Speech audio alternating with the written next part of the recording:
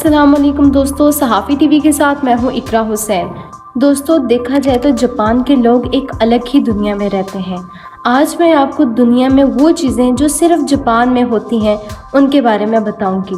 तो चलें video start करते हैं। वीडियो की तरफ आगे बढ़ने से पहले अगर आपको ये वीडियो अच्छी लगे तो प्लीज लाइक एंड शेयर लाजमी कीजिएगा और हमारे चैनल को भी सब्सक्राइब करें ताकि हर न्यू वीडियो की नोटिफिकेशन आपको मिलती रहे। जापान में बच्चों को रुलाने का एक फेस्टिवल रखा जाता है। ये बेबीज़ को इतना अनकंफर्टेबल कर देते हैं कि बच्चा इतना रोए कि वो कंपटीशन जीत जाए। जो बच्चा ज़्यादा रोता है उनका कहना है कि ये लंबी ज़िंदगी पाएगा और ज़िंदगी में ज़्यादा खुश रहेगा। इससे ज़्यादा नॉन सीरियस हरकत क्या हो सकती है।